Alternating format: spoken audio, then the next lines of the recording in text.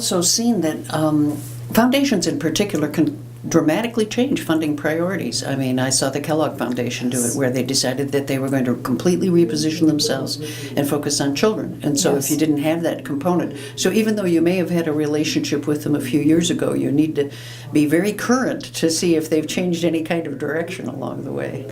Yes, I actually just talked to an investigator in our college about a foundation that they'd been funded by years ago, and submitted a new proposal to them, and the foundation was like, nope, not in our priorities anymore. So, all right. And foundations are unique in a couple ways. You may have had somebody already talking about this, but in two very interesting ways. One is they're not required to publish as much information about the processes that they use to make decisions as, say, federal agencies are, right? So there's a lot of transparency in how federal and state agencies dole out their money because it's required, okay? But so foundations aren't required to do that, number one. And then the other big unique thing about foundations is that they can have very idiosyncratic, unique things that they fund to the exclusion of things that seem very nearly related to those things. And so if you're not hitting the mark exactly for what they want, you won't make the cut, right? And figuring that out involves doing some digging and really coming to understand the landscape for any one foundation.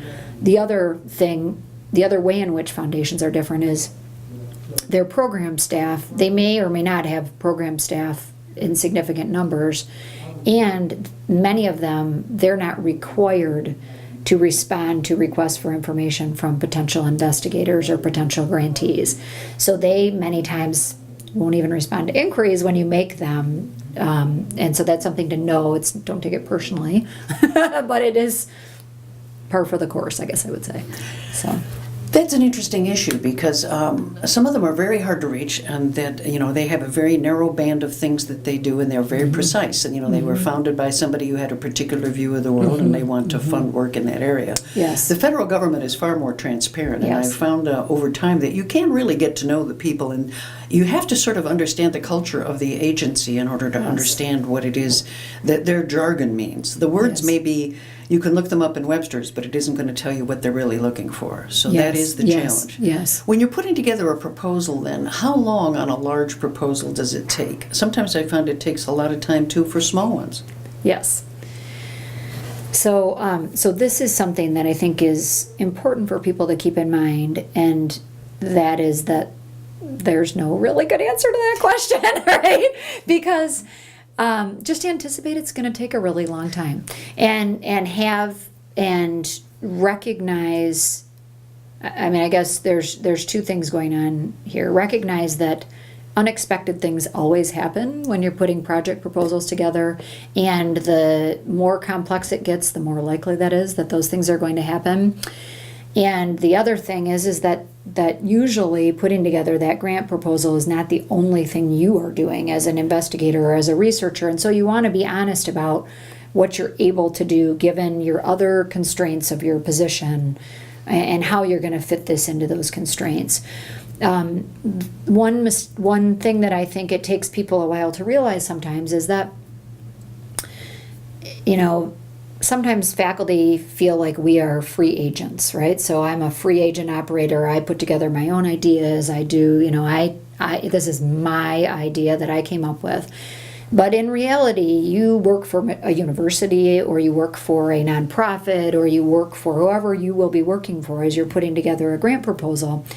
And that organization has needs associated with the project that you're doing as well, and they have a process that you have to go through before things go out the door, right? So part of what, as a researcher, I've been guilty of this myself, is when you don't allow yourself enough time to do something, what you do is you push other people to be responsive to your time pressures. And that's something that I always work to help people understand that there's a whole big process, if you just take MSU, that has to happen for a grant proposal to go out the door. And sure, a lot of it is writing the science, right? And that's what, in our college, we've always tried to hope that the investigator can focus really on the narrative and the science. But there's a lot of other pieces to a grant proposal that the PI, the investigators have to touch to make sure that they're right and to get them to the places they need to be within the university. And then that whole process takes time. Once it starts moving through the university, there's a lot of people who want to see what commitments are made, what budgetary things are happening, whether we're meeting the parameters of the funder, whether they're allowable costs, as we call them. So there's a whole bunch of people who touch a grant proposal before it goes out. And so that, as an investigator, it's always good to remember, yeah, I'm a free operator. This is my idea. However, there's lots of other people who will be connected to your project. Another department that I worked for example, would be in the position of knowing what all the various people were planning to apply for. And if you had too weak a proposal, they would strategize about which persons should go forward with a proposal and which shouldn't. Other departments don't seem to do that. So you need to understand, too, the culture of your own unit and what they do and what their process is, because that can be unique.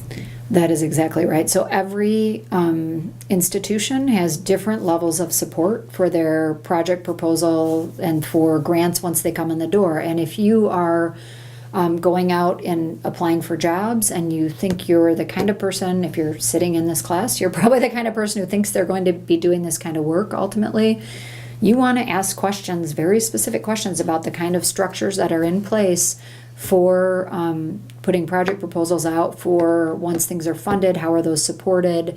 There's tremendous variability in what that looks like, and some places have very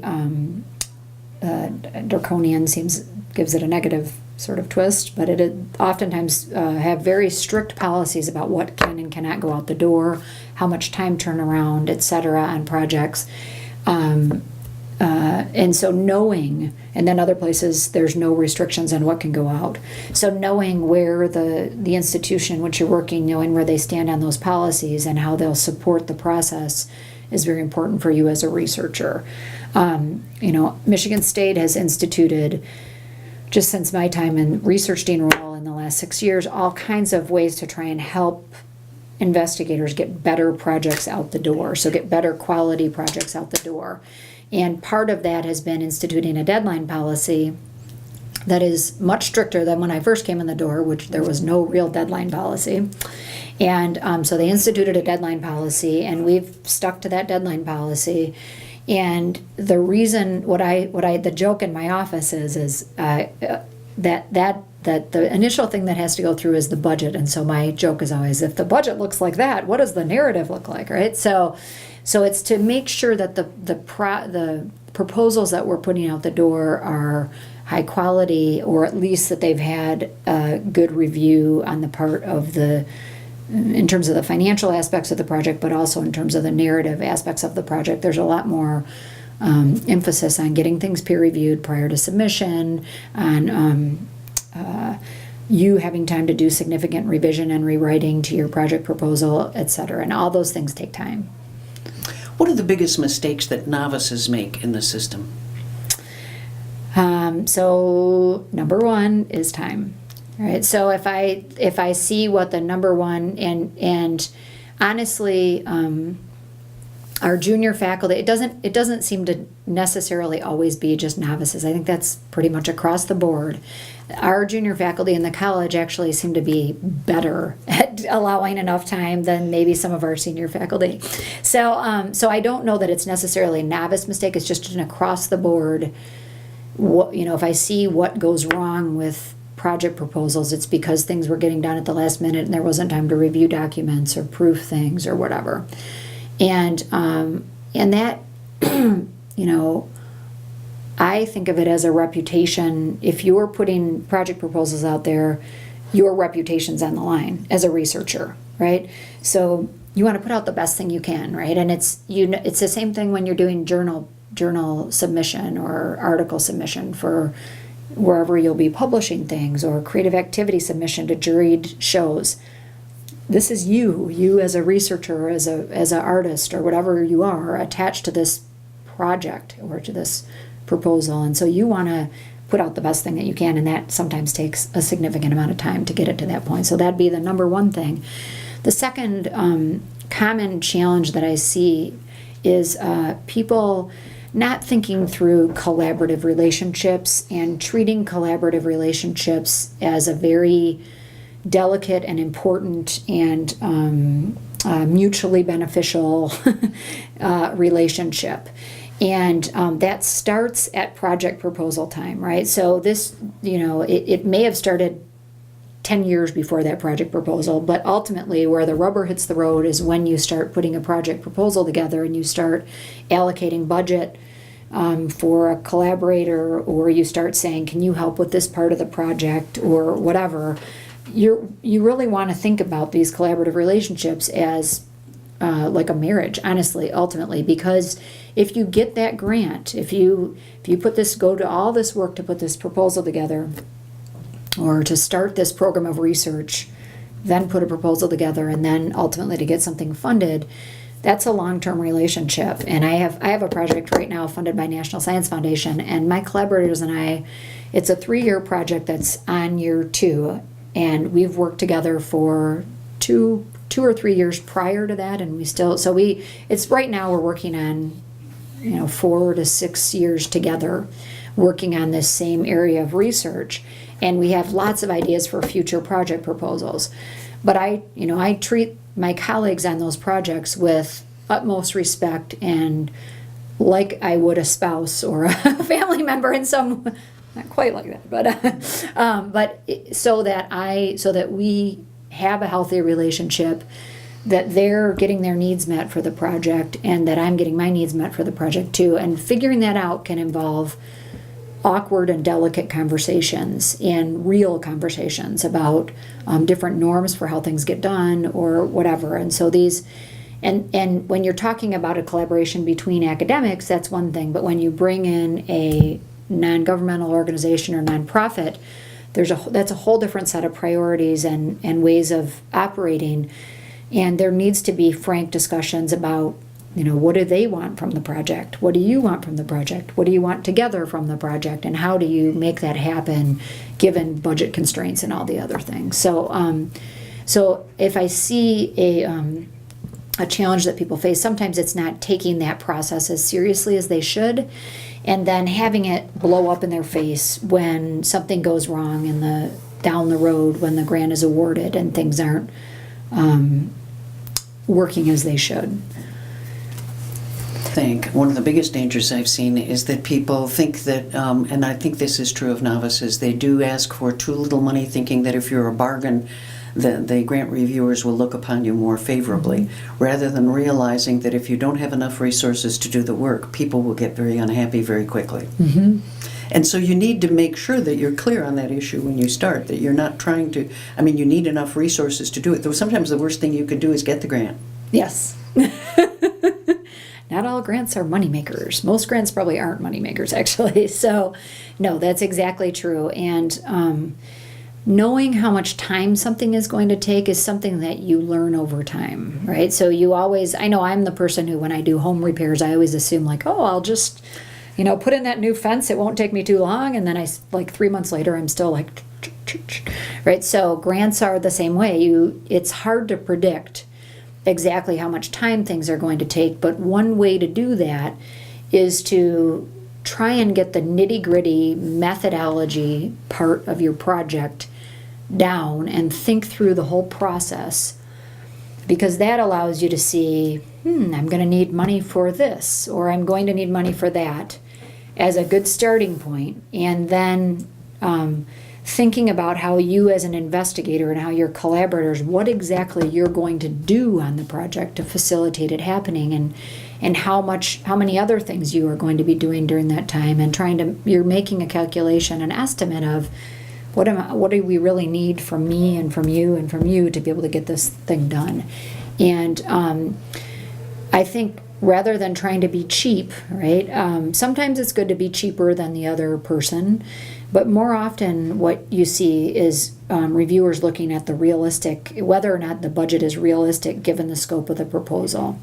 And certainly in my experience, researchers tend to err on not devoting enough resources to things as opposed to devoting too much. Most budgets are pretty lean.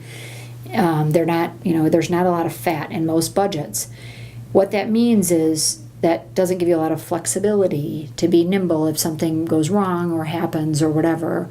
Yeah, that's all I have to say about that. One other practical bit of advice as a former grant reviewer, is that use the rhetoric that they've used in the RFP. Don't use words that are like it. Yes. Yes. I think we all as writers are reluctant to just simply repeat back what someone says to us. We don't want to be a parrot.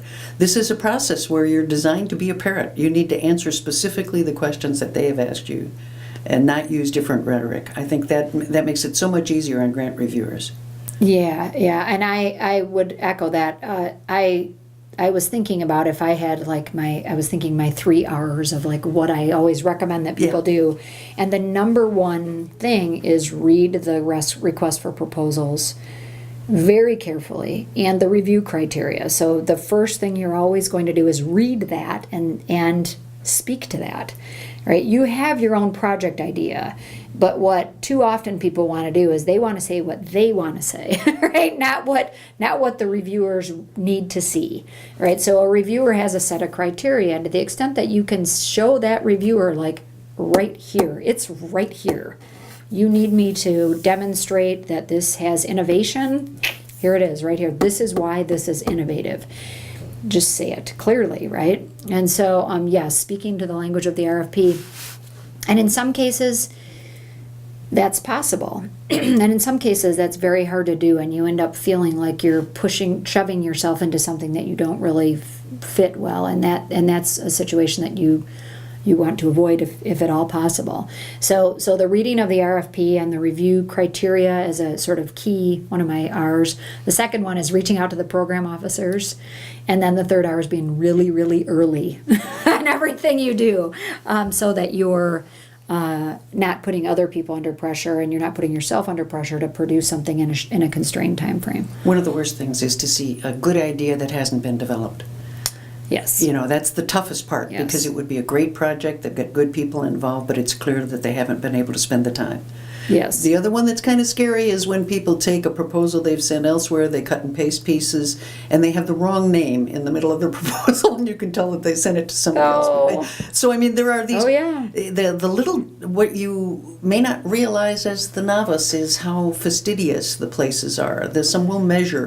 Grants.gov has solved a lot of that, but you still have to be very careful. You're using an electronic process, and anything that you get wrong, you need fallback time to be able to correct. That's exactly right. So Grants.gov, so they have an error process. So if there are mistakes that can be caught electronically, those are caught, but you then have to respond to some of them. You can do outside of the deadline period, but you have to respond in a very timely fashion. So you have to be ready. We tell our investigators that 24 hours after the due date, you have to be available for sure to be able to respond to any error messages that emerge from the process. But the reviewers, not every reviewer reads every proposal extremely carefully, but many of them, somebody will read your proposal very carefully. And so you don't want to have obvious, those simply function as heuristics to reviewers, and that is, oh, look, they weren't very careful, right? And what that tells me is, can they be careful enough to really do the science here that's required? And so that's something to think about as you're putting project proposals together, is those small details matter. Same thing for publications and other, So as a reviewer, I'll look, as an example, as I'm reading a journal article or a grant proposal and see a particular article cited that I don't know. The deal killer is when I go and look and see, what is that article? And then I get to the reference list and it's not in the reference list, and that's happened, and it's just like, okay, well, right? And so those are the kind of those seemingly small details, the cross-checking of your references, but those are things that if you're submitting things at the 11th hour, you may not have time to do those as well as you should. So. But one of my closing thoughts is you need to get used to rejection. It is a heartbreaking process in many cases, because you think you have the killer idea that you're sure is going to be funded, and you find out that it ends up on the reject pile. I've also known that I've cultivated a program officer over 2 or 3 years. They finally issue the RFP that is exactly the idea that I was hoping they would, and I don't get it. That's a killer. Yes, yes. So get used to having your heart broken by this process. Yes. Well, it's funny, I just spoke with my own chair about this because I just got rejected on a project that I felt very strongly about. And the funder kind of strung me along and said, you made the first cut. Are you really into this? Is this what you really want to do? And I was like, oh, yes, yes. And then I didn't get it. And so, and what he said to me was, we both know that you shouldn't get emotionally involved in these. He's like, you've been through enough of these to know that you shouldn't get emotionally involved in this because it's a lot bigger than just you and your idea. And I was like, I know, but I don't feel any better. But the point is as an intellectual, wherever you go with your career, you have to be ready for rejection. And we had a guest speaker in recently who talked about how Title IX has changed women in fundamental ways, and that Title IX put all women into all these sports where you win some, you lose some, right? And it was a very striking concept to me to think, that as you play sports, you get used to winning and losing, and you may lose more than you win. And as an academic, you have to be ready for that, and you have to have a strategy, and it may be some crazy game you play in your head about how stupid the reviewers were, or whatever you want it to be, but ultimately you have to remember that if you put an idea out there and you love it and you think it's something that you really want to do, and there's at least a couple other people who think it's a good idea, then it's worth pursuing it. And finding it, what I always tell people is it's finding the fit. Where's the place that thinks that that's a cool idea too? Because there's some place out there, probably if you really believe in it, and it's finding where that can go. And tenacity to pursue the options, even though you may get rejected several times before you get there. There are new opportunities like Kickstarter. There are some corporate giving. We don't always think of corporate giving, where they may just have a little pot of discretionary money they're willing to part with because they see your idea as valuable. So you have to kind of be relentless. Yes, and you can't, every funding source has its costs and benefits. And so there are some projects that should never go through the federal proposal process, right? They just don't belong at NIH. They don't belong at NSF.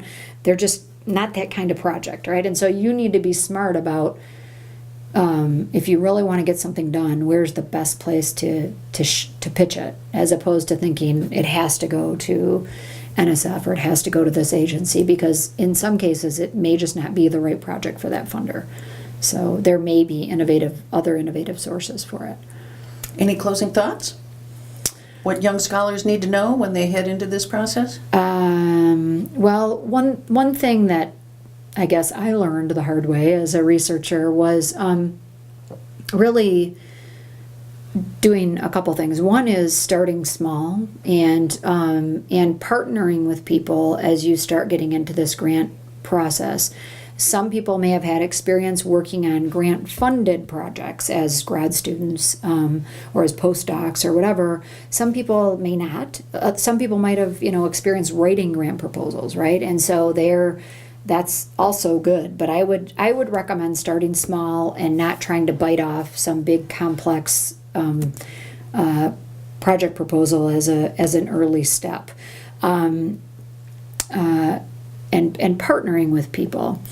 The other thing I guess I would say is just to, be tenacious and really have your vision for the kind of work that you want to do and that you're passionate about, and continue to pursue opportunities that are going to allow you to do that, and to balance going after money for your projects with engaged scholarship, publications, and all the other things as a scholar. If you're in an academic institution or if you're in another kind of institution, you've got to balance the funding game, so to speak, with all the other things that you do as a teacher, as a researcher, etc., that are very important to who you are and to your contribution to an institution. So you want to find a way to balance those things in a meaningful way.